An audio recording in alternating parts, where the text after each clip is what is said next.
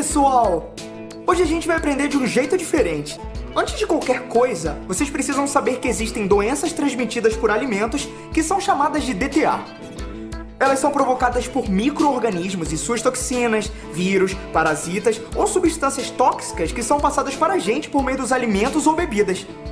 Por isso, precisamos aprender quais são as boas práticas que devem ser usadas na fabricação dos alimentos para garantir a segurança do seu consumo.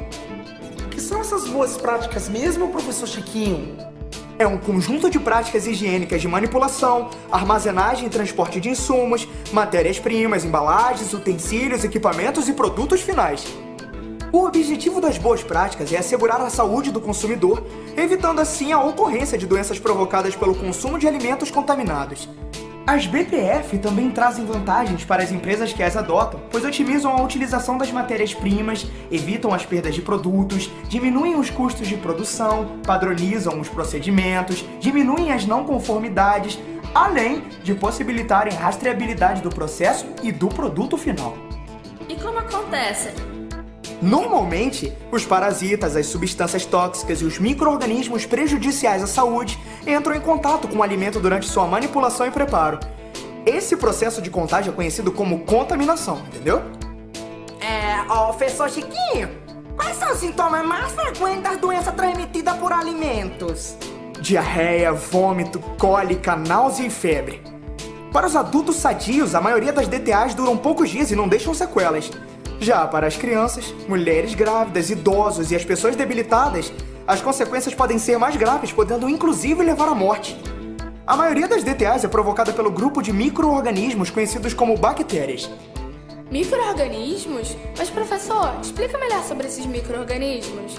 Os micro-organismos são organismos vivos, mas são tão pequenos, que só podem ser vistos por meio de equipamentos com potentes lentes de aumento chamados microscópios. Os micro-organismos de maior interesse em alimentos são os vírus, bactérias e fungos, que incluem os fungos filamentosos ou bolores, e as leveduras também. Mas espera aí, professor. Ouvi dizer que se usam micro-organismos até para fazer iogurte. Como eles podem fazer mal pra gente, então? Os micro-organismos são utilizados não só na preparação de iogurte, Joaquim, mas de pão, de queijos e até da cerveja. Existem micro-organismos que são benéficos e outros que causam mal à nossa saúde. Fala mais sobre micro-organismos, professor Chiquinho. Agora eu me interessei. Pois muito bem, Beatriz.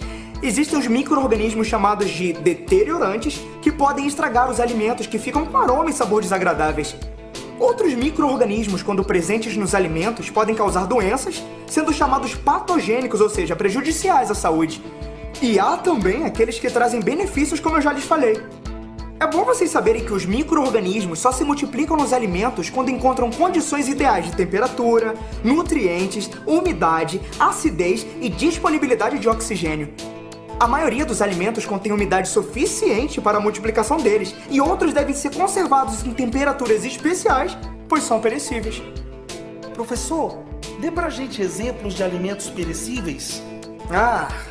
Carnes, peixes, hortaliças, frutas, leite, iogurte, presunto e vários tipos de queijos, como requeijão, minas frescal, prato, mussarela e tantos outros.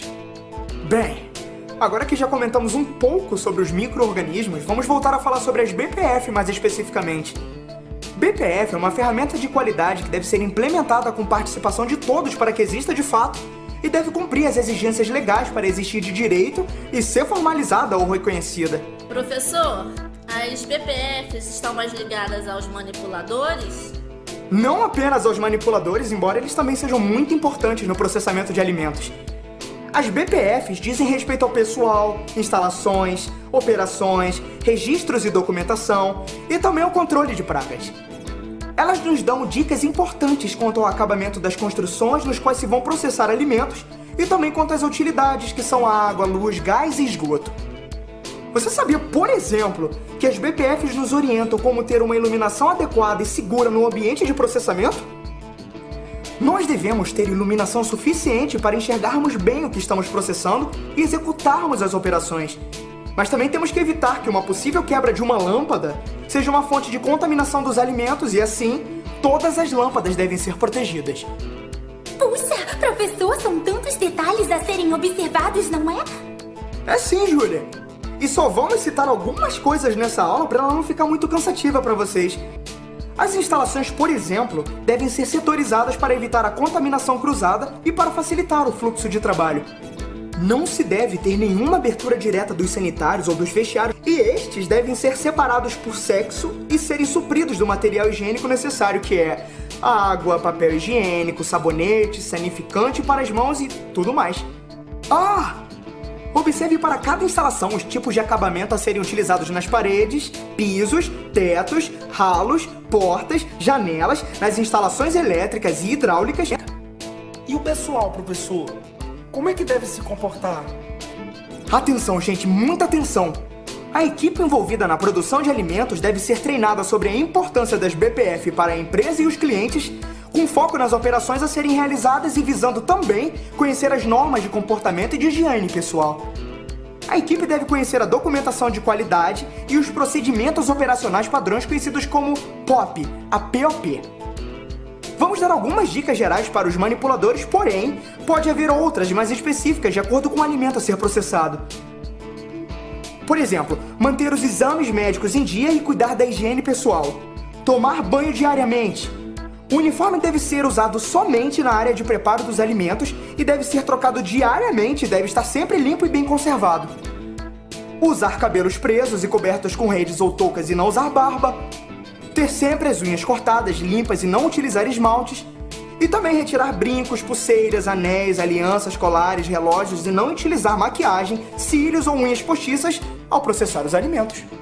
E aí, professor? O que o senhor tem a nos dizer sobre os equipamentos, utensílios e tubulações?